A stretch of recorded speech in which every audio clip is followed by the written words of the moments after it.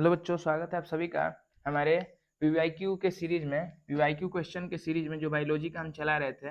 मैंने चैप्टर 1 आप लोगों को दे दिया है, चैप्टर 2 दे दिया और चैप्टर 2 के बाद मैं चैप्टर 3 को थोड़ा रोक रहा हूँ क्योंकि उसका पीवाईक्यू काफी बड़ा होगा इन दोनों चैप्टर के कंपेरिजन में। बाकी सभी तो ये छोटे छोटे जो लेक्चर थे वो मैं पहले अपलोड कर रहा हूँ।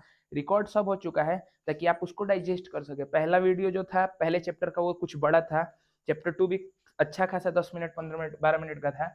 आप चैप्टर 3 बहुत छोटा होगा क्योंकि इसका सारा मेन पार्ट तो एक्सक्लूड कर दिया, जिससे प्रीवियस ईयर की बुक पूरी भरी पड़ी है। जो क्वेश्चन बार बार रिपीट करते थे वो सेक्शन ही सिलेबस में नहीं है, तो इस बार तो इसमें इतना टेंशन ही नहीं हो सकता है। फिर चैप्टर 5 और इन्वायरमेंट में बहुत कम सवाल क्वेश्चन ही है जो बार बार रिपीट करते हैं, और वही क्वेश्चन का वीडियो उसके बाद इसके बाद अपलोड कर दूंगा। तो आइए आप लोग का शुरुआत करते इस क्वेश्चन के वीडियो में। सबसे ज्यादा बार जो रिपीटेड क्वेश्चन, और ये क्वेश्चन सीधे रिपीटेड है 4 मार्क्स का। कितने का?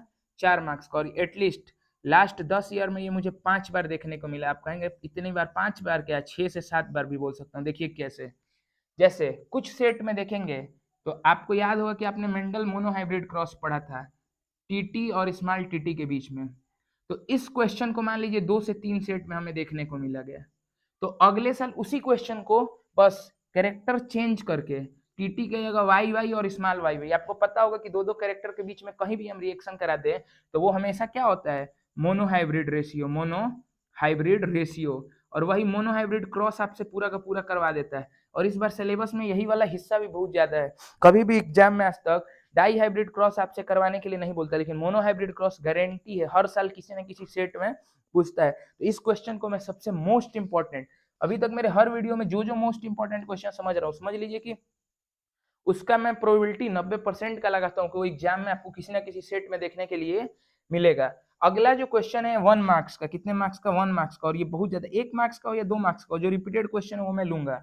जैसे मोनोहाइब्रिड क्रॉस का रेशियो, तो जैसे 3:1, जीनोटाइप रेशियो 1:2:1, ऐसे जो रेशियो वाले क्वेश्चन है ये 1 मार्क्स में बहुत ज्यादा पूछे जाते हैं। क्या होते हैं?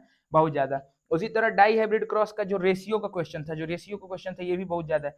इसमें भी आप जीनोटाइप रेशियो और ये दोनों, मैं इसलिए नहीं लिख रहा हूं ताकि आप इसके लिए जाके बुक जरूर देखेंगे।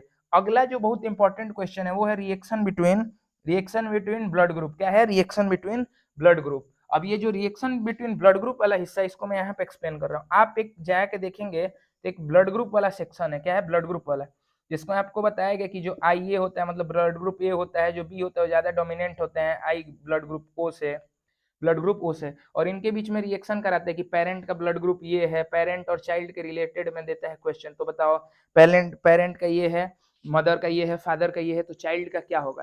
तो ये जो 4 क्वेश्चन थे, आपको लग रहा होगा कि कैसे बस 4 क्वेश्चन ही कराया इन्होंने, क्योंकि जो ज्यादातर जो इवोल्यूशन का सेक्शन था सबसे ज्यादा, आप उठा लीजिएगा 1 साल पहले का क्वेश्चन पेपर, जब तक एक इवोल्यूशन सिलेबस में था, जब तक इवोल्यूशन सिलेबस में था तब तक इन क्वेश्चनों को कोई पूछता तक नहीं था। सबसे ज्यादा डिमांड उन्हीं क्वेश्चन को होते थे। लेकिन आज इवोल्यूशन सिलेबस से चूंकि बाहर हो चुका है, इसलिए इन क्वेश्चनों का डिमांड बहुत ज्यादा बढ़ गया है। इसके अलावा आप एक समय के लिए ये जो एक ट्रेड वाला क्वेश्चन होता है, आप, मैं अपनी तरफ से उसे ऐड कर रहा हूँ, एक ट्रेड्स का क्वेश्चन है। कि ट्रेड्स को भी मेरे हिसाब से देखा गया, उसका डिफिनेशन थोड़ा बहुत रिपीट करते हैं। चाहे मैं इसको, इस टॉपिक को भी रखूंगा, क्योंकि सिलेबस दिन प्रतिदिन हटा दिया गया है, अब हर साल हटा ही रहेगा।